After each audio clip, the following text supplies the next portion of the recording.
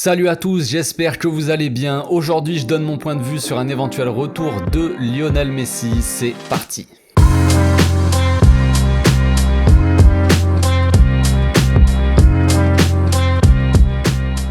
Au passage, n'hésitez pas à vous abonner, liker et commenter. C'est le meilleur moyen de me soutenir et ça fera plaisir à tonton.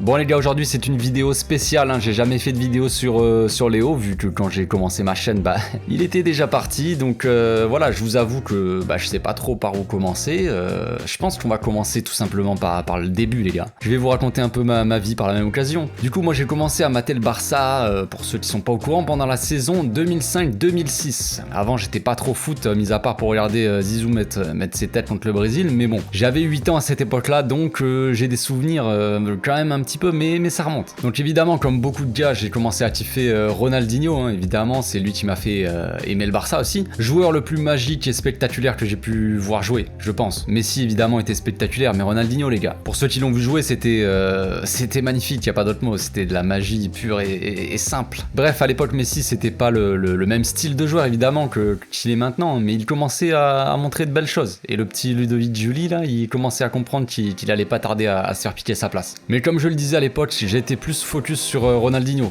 Bref, passons, le Barça remporte sa deuxième Ligue des Champions face au Arsenal de Thierry Henry. Messi ne peut pas jouer cette finale car il est blessé malheureusement, à l'époque le gamin se blessait beaucoup, il faisait pas autant attention à son physique, puis il se faisait aussi découper, c'était assez violent, je me rappelle encore du match contre Chelsea. Bref, on accélère un peu, la saison suivante, Messi marque deux des buts les plus mythiques de l'histoire du foot dans la même saison. Il passe tout le terrain contre Getafe et marque quasiment le même but que Maradona avant lui.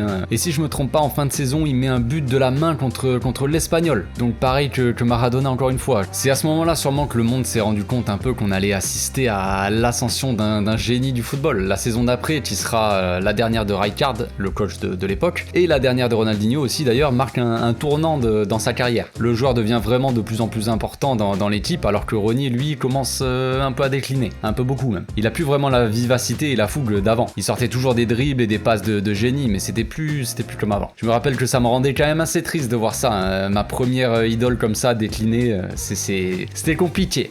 Donc on finit la saison en catastrophe, malgré une équipe assez monstrueuse quand même sur le papier les gars, pour ceux qui se souviennent. Ronaldinho, Henry, Eto'o, Messi, Deco, Xavi, Iniesta, enfin bref, il y avait Yaya Touré, Puyol, bref, on va pas tous les faire, mais il y avait quand même de l'équipe. On termine donc 3ème derrière Villarreal et le Real Madrid. Au passage, à cette époque, Messi était inarrêtable, peut-être une des saisons les plus monstrueuses en termes de dribble, le gars c'était incroyable, et c'est là aussi que j'ai vraiment commencé à le kiffer d'ailleurs. Ça a peut-être eu un rapport aussi avec la forme de Ronaldinho, probablement. Bref, Rijkaard se fait virer à la fin de la saison et Guardiola arrive. À partir de ce moment-là, Messi devient Messi, tout simplement. Grâce à son talent évidemment, mais aussi grâce à Guardiola, qui le place au cœur du jeu. Donc on va pas faire toutes les saisons, on va accélérer tout ça. Guardiola part après des années intenses et fatigantes pour lui, après des années de gloire surtout. Villanova, son adjoint, prend sa place et continue dans la même direction. Malheureusement, il tombe malade et voilà, il décède peu de temps après. Il reste seulement un an au club, mais pendant cette année-là, il est tombé malade, donc il a pas fait toute l'année entière, il me semble. Il a été remplacé un peu par son adjoint et tout ça, donc c'était assez compliqué. D'ailleurs, si je me trompe pas, c'était peut-être un des premiers matchs que je suis allé voir au stade, c'était à la fin de la saison. Si je dis pas n'importe quoi, je m'en souviens même plus, mais c'était on avait gagné le championnat, et à la fin de la saison il y avait Villanova qui avait dit au revoir et tout ça, et j'étais au stade les amis. C'était un match tout pourri, on avait fait match nul, je crois que c'était contre je sais même plus le club, un club de genre Santander, enfin bref, je dis n'importe quoi peut-être, mais c'était un petit club comme ça. Bref, match un peu pourri, je crois qu'il y avait même pas tous les joueurs et tout, j'avais un peu le seum, mais bon bref, beau souvenir quand même. Remise de trophées, il y avait des lumières et tout dans le stade, c'était magnifique. Bref, passons. Pendant ce temps-là, Messi lui accumule les buts et les trophées, et on arrive à la fin de l'ère Luis Enrique. Valverde arrive et on reconnaît plus le Barça, clairement, ça se fait petit à petit bien sûr. Valverde est loin d'être le principal responsable. Entre temps, Xavi est parti, ce qui change quand même beaucoup quand on sait l'importance du milieu de terrain au Barça. Iniesta, Messi, Busquets et Suarez gardent l'équipe un peu à flot quelques années, mais c'est le tour d'Andrés de partir. Don Andrés qui part, ça m'a fait mal au cœur aussi. Milieu de terrain de génie qui fluidifiait le jeu comme personne. À partir de là, il restait peut-être un peu que Messi, on va dire. Ça coïncide évidemment aussi à une des pires périodes que le club a vécu. Le Barça ne produit plus vraiment le jeu qu'on avait connu toutes ces années et on est condamné aux exploits de Messi, que ça soit sur coup franc, sur des actions de génie, des combinaisons avec Jordi Alba ou Busquets. Bref, petit à petit tout le monde part du club à part Messi en fait. Le joueur s'accroche. Après tout, le club lui a tout donné et il lui a bien rendu aussi d'ailleurs. Malheureusement, le point de non-retour arrive et Messi décide de partir. Il ne peut plus supporter les magouilles de Bartomeu, voilà, l'ambiance était un peu compliquée. Et il arrive évidemment l'épisode du fameux bureau fax où Messi demande officiellement son départ. Évidemment, c'est triste et on peut peut-être en vouloir à Bartomeu, sûrement même. Le président, si on peut l'appeler comme ça, refuse de le laisser partir. Alors à partir de maintenant, les gars, je précise, mais je vais donner un peu mon avis sur les différents faits qui se sont passés, donc peut-être qu'on ne sera pas totalement d'accord ou quoi, mais en tout cas, c'est mon point de vue, mon avis, donc voilà. Moi, à ce moment-là, comme tout le monde, j'étais un peu triste que Messi veuille partir et aussi énervé contre Bartomeu. On va éviter de l'insulter, mais voilà, j'étais énervé contre lui. Mais d'un autre côté, si le joueur en est arrivé au point de demander à partir de son club de toujours, sachant qu'il n'a jamais voulu partir et qu'il a toujours dit qu'il resterait jusqu'à la fin de sa carrière, c'est qu'il doit vraiment être à bout et qu'il doit vraiment avoir envie de partir. Le club vient de dégager Suarez et ça, Messi l'a très mal pris. Petite parenthèse, moi à l'époque j'étais quand même pour le départ de Suarez, même si on peut très bien le regretter après, mais en soi j'étais pour son départ si évidemment on le remplaçait par un attaquant vraiment haut niveau. Le problème c'est que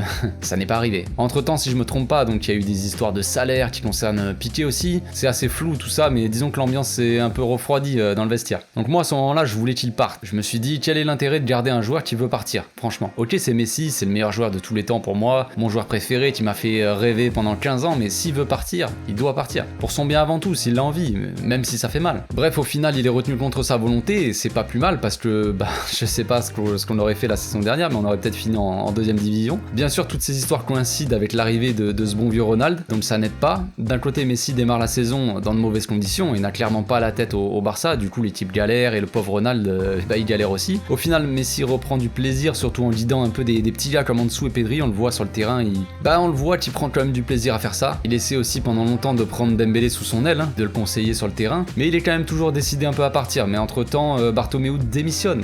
Un grand miracle de la vie, peut-être une des meilleures nouvelles au club depuis des années. Laporta revient, lui qui était le président pendant toutes nos années de gloire. Messi du coup commence à se poser des questions et se dit qu'il peut rester, voilà, sauf que c'est la crise totale, c'est la crise mondiale, attention. Messi veut attendre la fin de saison pour se décider et voir un peu ce que le club fait comme transfert, voilà, qui arrive, tout ça, est-ce que l'équipe va être compétitive. Sauf que la Liga nous bloque un peu avec le fair play financier, du coup impossible de faire signer à Messi un nouveau contrat. Même Eric Garcia et Memphis sont enregistrés limite avant le début de la saison. Le club attendait la baisse de salaire de certains joueurs et des capitaines principalement. Sauf que même avec la baisse des salaires, Messi ne peut même pas être signé du coup. Même s'il baisse son salaire, le gars. Si je me trompe pas, il me semble qu'il y a une règle en Liga comme quoi tu peux pas baisser ton salaire de plus de 70 ou 50%, je sais plus. Il y a une limite en fait. C'est pour éviter que les clubs abusent en gros et que tu passes d'un salaire de je sais pas combien, on va dire n'importe quoi, mais 1 million à d'un coup 10 000 balles par mois. C'est pas possible ça. Ce genre de truc n'est pas possible, il y a une limite. En gros, il pouvait pas non plus baisser son salaire, donc autant que le club l'aurait voulu. Après, est-ce que le joueur l'aurait voulu aussi, ça on peut pas le savoir. Il a dit quand il est parti qu'il a fait tout ce qu'il a pu, mais qu'il pouvait pas rester à cause de la Liga. Bref, donc gros retournement de situation. Tout le monde pensait qu'il resterait, mais voilà, à ce moment-là, moi je voulais même pas que Messi parte, d'ailleurs. Le joueur voulait rester, il y avait plus de raison qu'il parte, s'il était bien. Malheureusement, ça s'est passé autrement. On a tous vu les images de son départ, sa conférence de presse, et j'avoue que ça m'a fait mal au cœur quand même. Je suis pas du genre à verser ma larme au moindre truc, mais quand même, ça m'a fait un petit pincement au cœur. Ça s'est vite transformé par contre quand j'ai vu qu'il partait au PSG.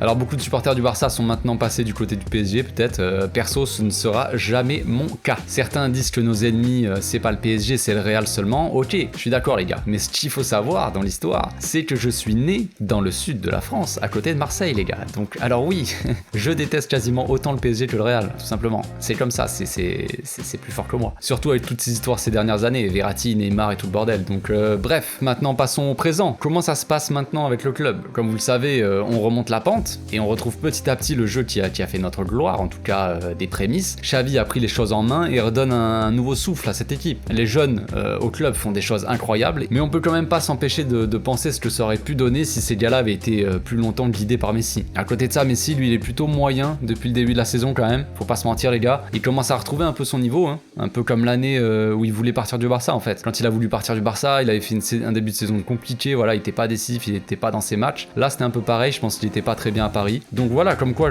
quand t'es pas bien dans ta tête, ça se ressent direct sur le terrain. terrain, ça on le sait, même pour Messi, qui est quand même surhumain. Donc Messi se sent pas vraiment bien dans ce club, qui est sans histoire et sans vie, sans rien, ce club vide de toute émotion. Il est dans une ville bien triste, le gars, qui pue la pisse et où il pleut tout le temps, donc voilà, et les gens font la tronche tous les jours, donc tu m'étonnes.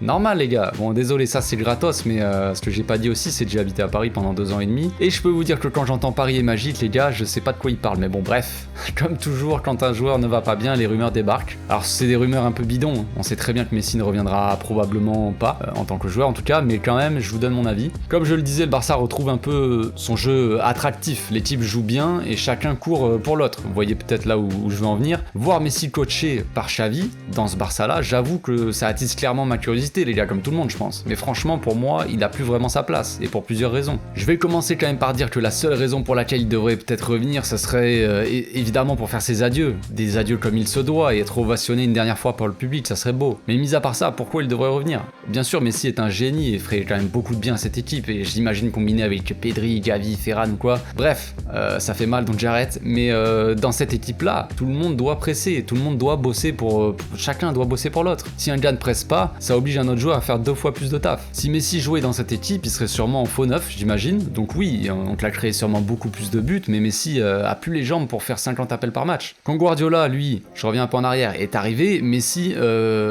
faisait beaucoup de pressing. C'était la consigne. Les attaquants mettaient énormément de pression aux défenseurs. Mais le gars avait 10 ans de moins à l'époque. Imaginez Messi sous Guardiola à City, je pense pas que ce soit la même chose. Hein. Bref, quand t'as Messi dans ton équipe, tu t'adaptes à lui et tu joues en fonction de lui. L'équipe joue tout autour de Messi, logique on va dire. Mais peut-être que ça peut desservir aussi une équipe. On le voit bien au PSG, ça fonctionne pas très bien hein, tout ça. Mais ça c'était prévisible, perso, moi je l'avais prévu à 10 000 les gars, je sais pas vous, mais avoir Messi, Mbappé, Neymar devant qui mettent quasiment aucune pression, compliqué. Donc comme je disais, peut-être que ça bride un peu d'autres joueurs. Ce qu'on peut voir cette année, c'est que les jeunes prennent les commandes, clairement. Pedri donne le ton au milieu, Gavi donne un peu ses instructions aussi à tout le monde comme s'il avait 30 ans, c'est beau. Moi, ce que je trouve surtout dommage, c'est que la transition de l'après-Messi a été super mal gérée par le staff, clairement. Il est parti du jour au lendemain et les dernières saisons, l'équipe s'est reposée entièrement sur lui, alors qu'il aurait fallu un mec peut-être comme Xavi, qui vienne avant et qui mette en place des idées fortes dans le jeu. Maintenant, c'est trop tard. Si Messi devait revenir en 2023, il aurait 36 ans. En soi, peut-être qu'il aurait le niveau, mais où en serait l'équipe? On aurait des Pedri, Frenkie, Ferran par exemple qui auront peut-être pris les rênes probablement. Gavi serait aussi en pleine ascension et si Haaland est là, ça serait un peu bouché devant. Messi viendrait juste pour le kiff et dire au revoir aux supporters en gros. À part ça, voilà, je sais pas. Sportivement ça n'apporterait pas grand chose je pense. Économiquement par contre c'est autre chose. La planète entière achèterait le dernier maillot de Messi, voilà. Le stade serait rempli tous les week-ends au moindre match, mais ça c'est possible si Haaland aussi, donc voilà. Bref, on va finir là. Ça restera quand même un grand gâchis cette histoire, moi je trouve. Hein. Messi est parti au pire des moments et du jour au lendemain sans avoir pu dire au revoir aux supporters. C'est triste mais c'est comme ça les gars. Maintenant que c'est fait,